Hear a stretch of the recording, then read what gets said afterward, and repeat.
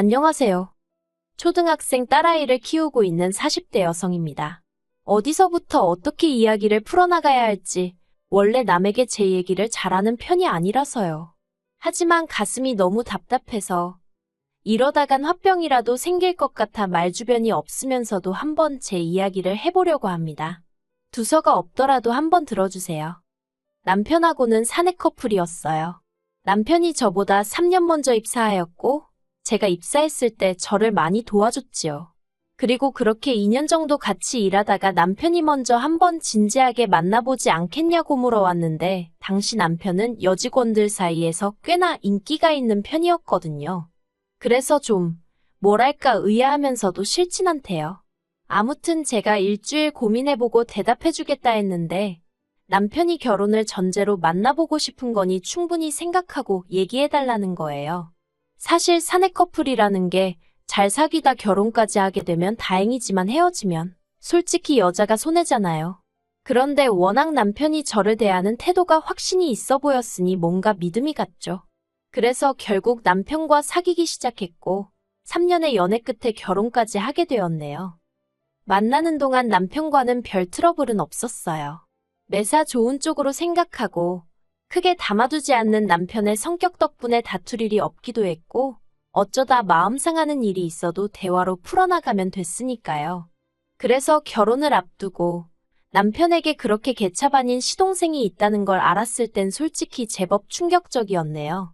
시동생은 남편과는 4살 차이로 저와는 동갑이었는데 그래서 그런가 절대로 형수님 소리를 안 했어요. 그리고 그쪽에서 형수님 소리를 안 하니 저도 똑같이 이름만 불렀거든요. 그랬더니 하루는 시부모님이 저를 불러서는 어째서 이름을 부르냐고, 왜 맘먹냐고 하시는 거예요. 황당하더라고요. 그래서 서열로 치면 제가 위인데 이게 어떻게 제가 시동생한테 맘먹는 거냐고, 시동생이 저한테 맘먹는 거라고 하니까 어머님이 굳이 따지자면 그렇지만 시동생이 자존심이 워낙 세다 보니 그러나 보다고 저더러 그러려니야 라는 이해 못할 말씀만 하시더라니까요. 아무튼 이건 수많은 일들 중 하나의 예에 불과하고 제가 시동생이 정말 개차반이라고 생각하게 된 건 동서를 대하는 태도 때문이었습니다.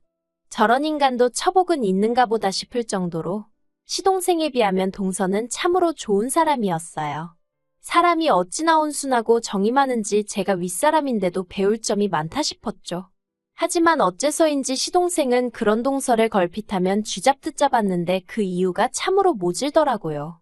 동서는 어려서 부모님을 모두 잃고 할머니 손에서 자랐다는데 그나마도 시집오고 얼마 지나지 않아 키워주신 할머니가 돌아가셔서 엄밀히 따지고 보면 친정이 없는 거나 마찬가지였어요. 그런데 시동생은 그 점을 빌미삼아 사위사랑은 장모라는데 자기는 장모가 없으니 불쌍한 놈이라고 하지를 않나. 시댁에서 모임이 있을 때 동서가 음식을 해오면 남편이란 작자가 고마워하고 맛있다고 자기 아내를 치켜 세워주지는 못할 망정 엄마 없이 자란 티를 내느냐며 음식 맛이 이게 뭐냐고 타박을 하질 않나. 같은 여자로서 정말 듣고 있으면 가슴도 아프고 화도 나고. 그런데 저도 참으로 비겁했던 게 시부모님도 가만히 계시다 보니 차마 제가 한마디 할 용기가 안 생기더라고요. 그래서 그냥 식사 마치고 저랑 동서랑 둘이 설거지하고 뒷정리하고 그럴 때 서방님 말에 너무 마음 쓰지 말라고 위로 정도만 해줄 뿐이었네요. 아무튼 그렇게 지내다가 제가 저희 딸 낳고 바로 이듬해에 동서도 딸을 낳았어요. 그리고는 저는 저대로 애 키우면서 일 다니느라 정신없이 바빴고 그렇다 보니 동서가 어떻게 지내는지 솔직히 신경 쓸 새가 없었죠. 어쩌다 한 번씩 명절이니 시부모님 생신이니 그런 날 만나기는 했지만 둘 다 챙겨야 하는 애가 있다 보니까 예전처럼 틈틈이 이런저런 얘기를 나눌 새도 없기도 했고요. 그런데 그렇게 시간이 흘러 저희 애 두돌 되던 해에 시동생네가 이혼을 하게 되었다는 소식이 들려왔습니다. 솔직히 별로 놀랍지는 않았어요. 종종 동서는 왜 저러고 사나 싶기도 했고 나라면 진작에 이혼하고 말았을 거다 생각도 했었으니까요. 그리고 그래서 그런가 이혼한다는 얘기가 들리니 그럴 줄 알았다 잘됐다 싶대요. 그런데 시동생네의 이혼보다 저를 더 놀라게 했던 건 동서가 애를 포기하겠다고 했다는 거예요. 시동생더러 맡아서 키우던지 아니면 고아원에 데려다 주던지 마음대로 하라고. 자기는 못 키운다고 그랬다나요? 그래서 글쎄요. 그래도 시동생이 아무리 개차반이긴 했어도 지 핏줄이니 땡기긴 했겠죠? 아무튼 시동생이 애 맡아 키우고 대신 위자료니 뭐니 한 푼도 못 준다 어쩐다 자기들끼리 난리를 치더니 그렇게 갈라섰어요. 그리고 그러는 와중에 남편이 저더러 그러지 말고 평소에 그래도 재수 씨랑 친하게 지내지 않았냐면서 한번 얘기 좀 들어보라질 않나. 이혼만큼은 안 하게 설득 좀 해보라질 않나. 자꾸 저더러 뭘 좀 해보라고 그러는 거예요. 그런데 솔직히 제가 그 사이에 껴서 무슨 소리를 하겠어요? 제가 봐도 동서가 안 됐고 시동생이 인간 같지 않았는데 오히려 마음 같아선 동서더러 이제라도 잘 생각했다고 죄다 후를 털어버리고 앞만 보고 가라고 해주고 싶었는걸요? 하지만 그래도 제가 김씨 집안 맏며느리니 차마 그렇게 말은 할 수가 없어서 가만히 있던 건데 무슨 이혼을 못하게 하라니? 그리고 어찌나 남편이 집요하게 저한테 부탁을 하던지 오죽하면 나중에는 제가 남편더러 당신도 동서 입장에서 한번 생각해보라고 당신 동생 같은 사람하고 평생 살고 싶겠나 하고는 확 쏘아붙였습니다. 그랬더니 한숨만 길게 내쉬고 더는 안 하긴 하대요. 그리고 이후로 시동생이 시조카를 데리고 시부모님 댁에 들어가 살기 시작했어요. 원래 처음에 한 두세 달은 어머님이 시동생네를 오가며 아이를 봐주셨는데 그것도 못할 짓이라며 불러들이신 거죠. 그리고 그때부터 어머님이 시조카를 키워주시며 그렇게 몇 년을 사셨습니다. 누구는 자기 손년이 당연한 거 아니냐 했지만 그래도 저는 그런 어머님이 대단하고 존경스러웠고요. 그런데 그런 어머님께서 교통사고를 당하시면서 상황이 이상하게 돌아가기 시작하대요. 교통사고 자체만 놓고 보자면 아주 큰 사고는 아니었어요. 이렇게 표현해도 될지 모르겠지만 경미한 접촉사고로 시쳇말로 피 본 사람은 없었거든요. 하지만 어머님은 늘 허리가 약해서 매사 조심스러우셨는데 그 사고로 인해 허리에 만성통증을 겪게 되셨습니다. 그리고 그때부터 어머님이 시조카 보는 걸 힘들어 하셨어요. 아무래도 애가 초등학교에 들어가면서 챙겨줘야 할 것도 많아졌는데 당신 몸이 안 따라주니 힘드셨던 게죠. 어머님에 비하면 한참 젊은 저도 아침에 정신없이 애 챙겨서 학교 보내고 출근하고 그러면 혼이 쏙 빠지는 것 같았으니까요. 한편 그 무렵 제가 일하는 부서가 개편이 되면서 애엄마 입장으로는 운 좋게 재택으로 근무를 할 수 있게 되었습니다. 사실 코로나 때 시험적으로 재택근무를 실행했었는데 회사에선 그게 비용적인 면에서 여러 가지로 이득이었던 모양이에요. 아무튼 뭐저야 집에서 조금이라도 아이를 챙길 수 있으니 다행이었죠. 그런데 저 말고도 제 재택근무를 반기는 이가 있었으니 그건 바로 어머님이셨습니다.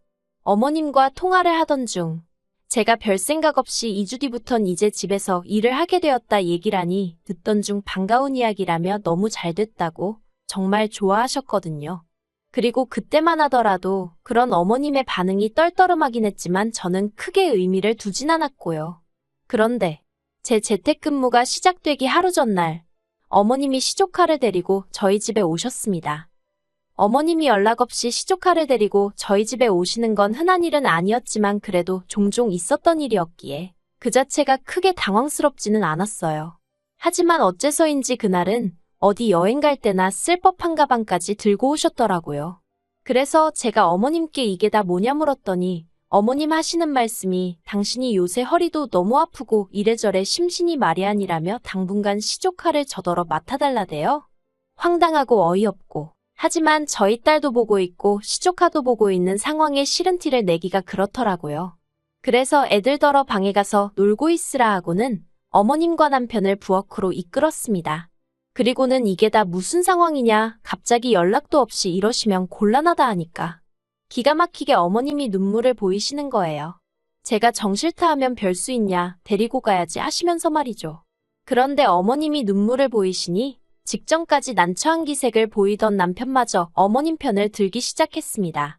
저더러 지난 몇 년간 어머님이 얼마나 고생하시는지 너도 직접 보지 않았냐면서 그때마다 너 우리 어머님 참 대단하시다 그랬다고. 그러니까 당분간만이라도 어머님 휴가 드린다 생각하고 한번 도와주면 안 되겠냐 하는데 환장하겠더라고요.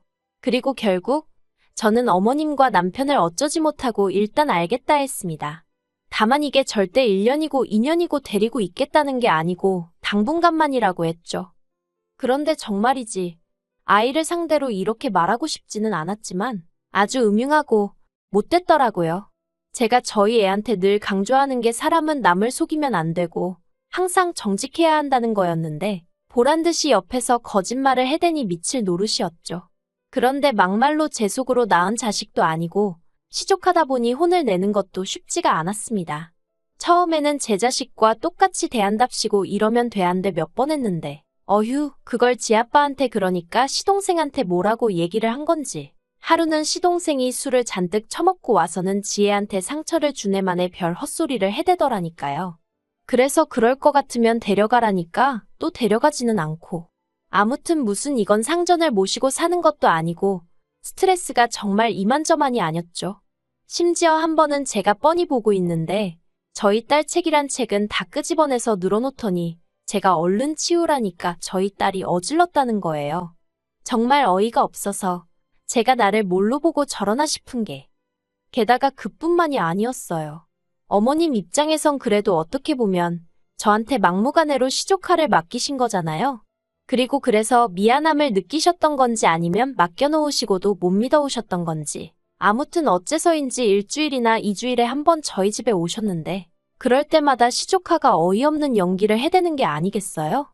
예를 들어 어머님 오시기 직전까지 이것저것 집안에 있는 온갖 과자며 과일이며 주전부리는 다 먹어치워 놓고 막상 어머님이 오시면 자기는 그냥 밥 안 먹어도 된다면서 제 눈치를 보는 척 하지를 않나.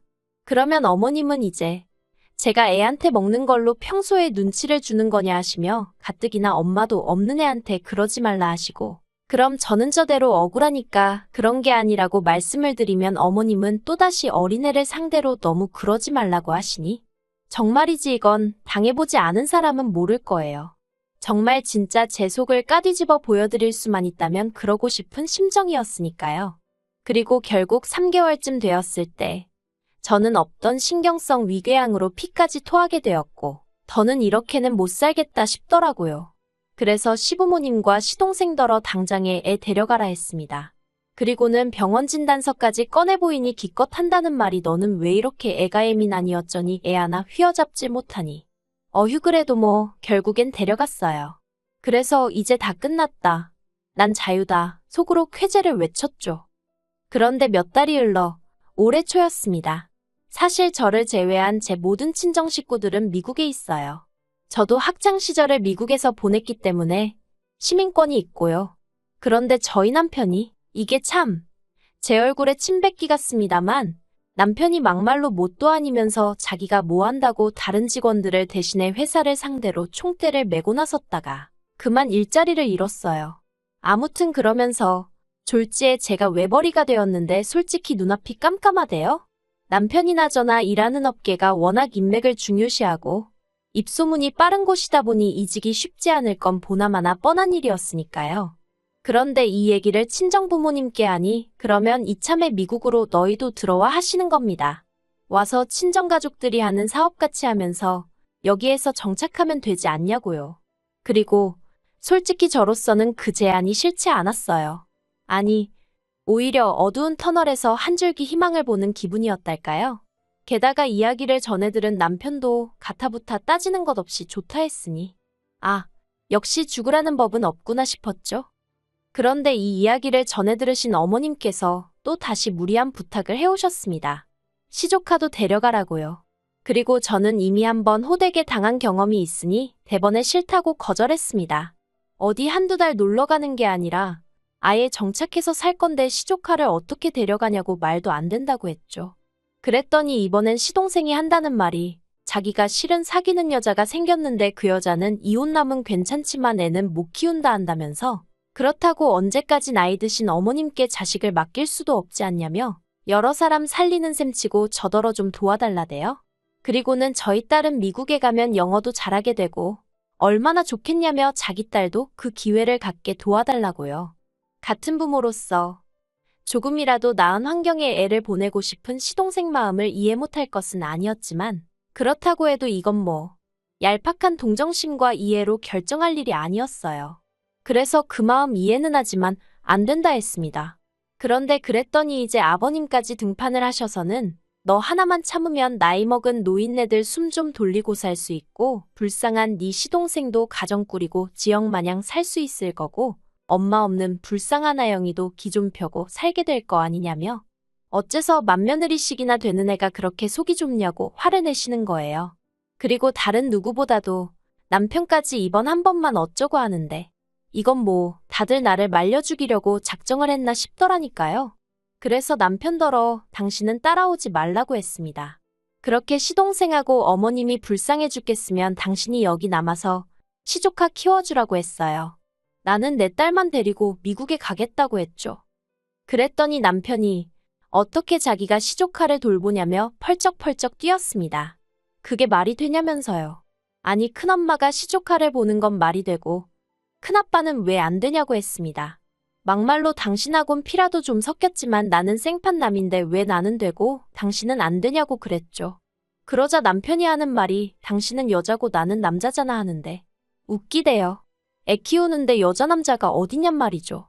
그래서 됐다고 말 같지 않은 소리는 할 것도 없다고 그냥 여기 남아서 시족 하나 키우라 했네요. 그리고 제가 본격적으로 딸 데리고 미국 갈 준비를 시작했어요. 학교 등록해야 하니까 서류도 떼고 뭐 이것저것 생각보다 챙겨야 할 게 많았거든요. 그런데 남편에 관해서는 정말 두고 갈 마음이었으니까 아무것도 뭐 제가 찾아보질 않았더니 한 일주일 지나니까 남편이 정말 자기를 두고 갈 거냐면서 슬슬 제 눈치를 살피더니 열흘쯤 됐을 때는 자기가 생각이 짧았다면서 그냥 우리 가족만 가면 된다고 저한테 들러붙기 시작하는 거예요. 그렇지만 이렇게 어설프게 넘어갔다가는 막말로 미국 도착하고 얼마 안 돼서 또 시조카 데려오네 어쩌네 하고 헛소리라도 하면 어쩌나 싶더라고요. 그래서 그냥 남편이 애걸복걸을 하는데도 모른 척하고 딸하고 제 티켓만 끊어서 미국에 왔네요. 그랬더니 이제 남편이 어떻게 이럴 수가 있냐는데 솔직히 이 일로 이혼까지 생각하는 건 아니에요. 다만 제가 마음만 먹으면 남편도 버릴 수 있는 모진엑스라는 걸 이참에 알려주려는 거죠. 남편이 풍기는 뉘앙스가 시부모님이랑 시동생이랑 저를 어지간히 욕하고 그런다는데 잘됐다 싶어요. 이참에 아주 그냥 희대의 나쁜 X로 눈밖에 나면 그때 못 이기는 척 남편도 여기로 불러들일 생각입니다. 그러면 뭐 그쪽에서도 시쳇말로 저한테 시조카 좀 어떻게 비벼보려는 생각은 안 하겠죠. 어휴. 저는 그저 우리 세 식구 어디서든 잘 자리 잡아 살고 싶은 마음뿐이었는데 진짜 뭐 하나 쉬운 일이 없네요.